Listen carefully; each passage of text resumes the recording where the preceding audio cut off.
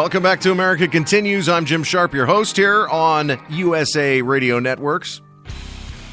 All right.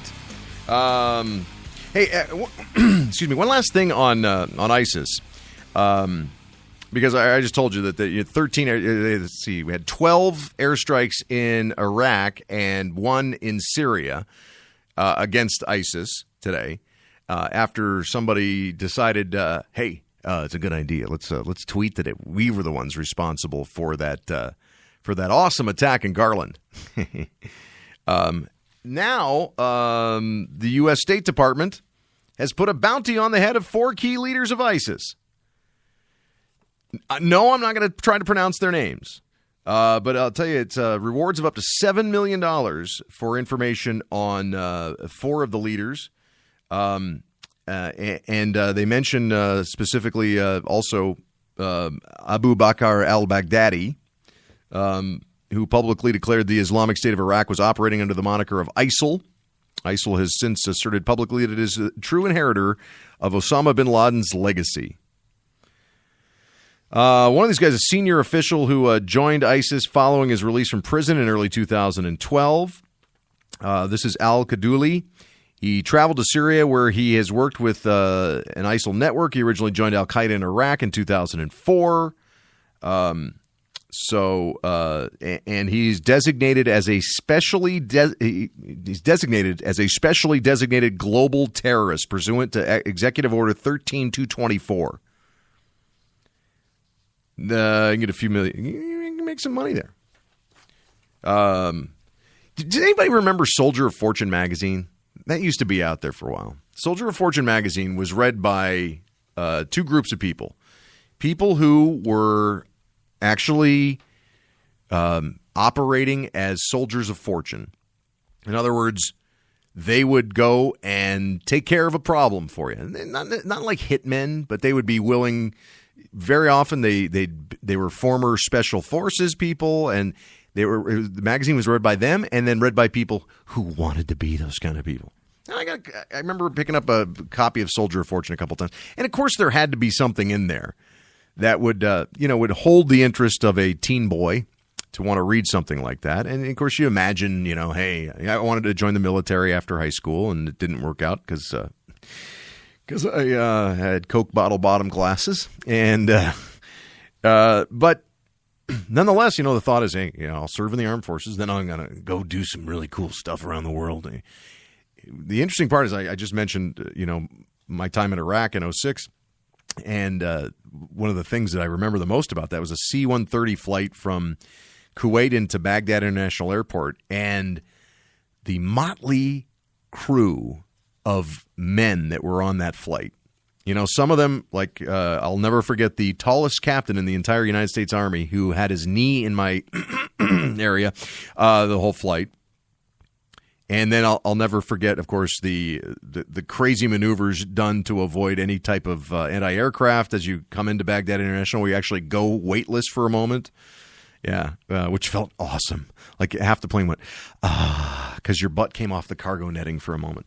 But looking up and down inside this, you're hard pressed to call it a cabin. The C-130, you just saw some dudes that just look like bad guys, and you're like, thank goodness you're on our side. That's all I can say. So I'm imagining some of these guys, going, hey, I'll make a cool mill or two. Go get one of these guys. Although the chances are it's going to be somebody that's close to them that's going to turn them in and collect a few $1 million. Which brings us to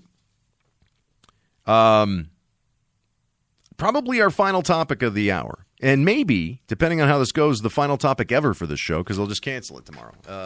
There'll be a phone call from the network. It'll be like, Jim, we tried. It's just not really working out. But it's the story of Mayor Dale Ross of Georgetown, Texas, who, did you see this on YouTube? This has been flying all over the place. It is so funny. It is so funny because it's just somebody being kind of a bumbling fool, which I do all the time, so I can totally relate.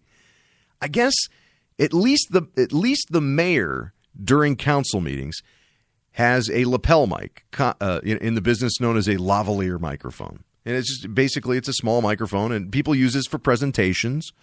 in front of crowds, or, sometimes on video. You'll see reporters wearing them, television reporters wear them all the time, anchors and stuff. He's apparently wearing one of these microphones that, you got to remember to turn it off, especially if you excuse yourself from the proceedings of your city council meeting and your mayor pro tem decides to discuss what's really an important topic, infectious diseases in your hometown.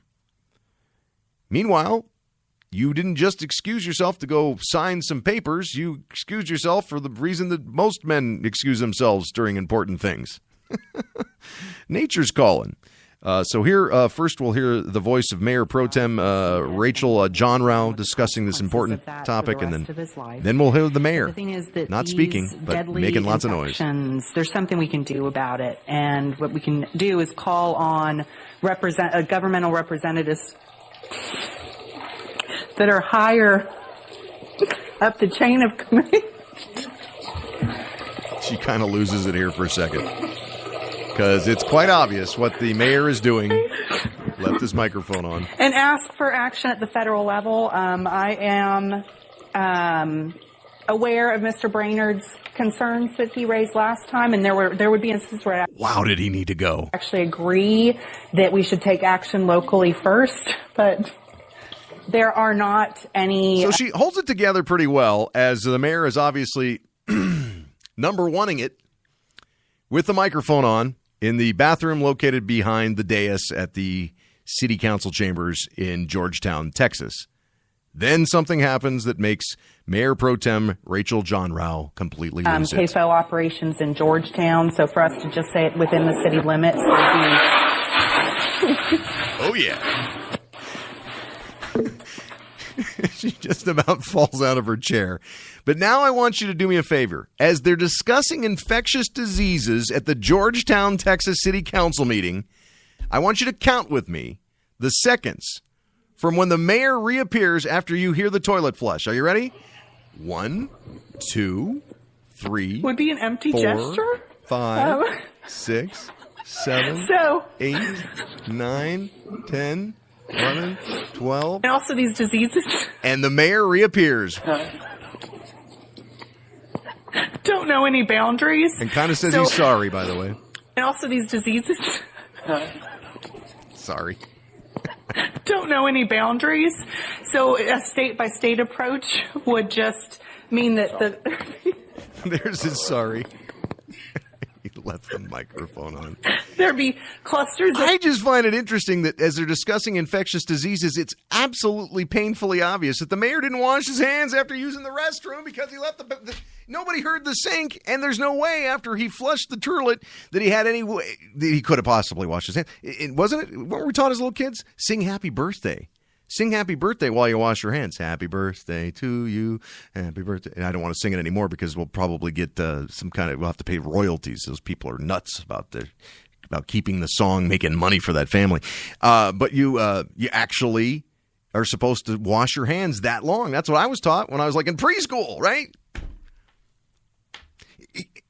And, if somebody else is in the restroom, unless it's like a really good buddy or something and you don't even really care anymore, at least you do the cursory rinse, right? You just do the cursory rinse and and then you pull the paper towels out and then, which probably just gave a bigger breeding ground for all of the infectious diseases that might be, there.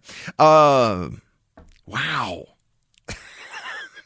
This guy is never going to live this down. And I wonder, how big is Georgetown, Texas? If we could find out how big Georgetown, Texas is, I think it's important to find this out, because if it's like I'm imagining, then this mayor is never, ever, ever going to live this down. It is 54,898 people. Georgetown, Texas is. And as you know, Texas is a big old honking state. Everything is big in Texas except for Georgetown, which is located about, about 20 minutes north of Austin. You'll never live this down, my friend. You'll never live this down. You got to come up with some kind of the next time you run for mayor, you got to have some kind of a slogan, vote for me because when you have to, you have to. The guy can start doing commercials for what's the one that not only helps you out, when you want to be affectionate with your wife, but also helps you not suffer from having to go to the bathroom. It's the Cialis. Is it the Cialis that does that? Yeah, he could become a spokesman for Cialis or whatever at this point. He might have a big future ahead of him. Probably not working with the health department, though. I'm guessing. Yeah. All right, so let that be a lesson to you all, kids. And me too. You never know when the microphone's on. And the NSA is listening, for that matter. All right, that's going to do it for America Continues for Tuesday. We will catch you tomorrow for the Wednesday edition right here. Same bat time, same bat channel on USA Radio Networks. Have a great night. Thanks for listening.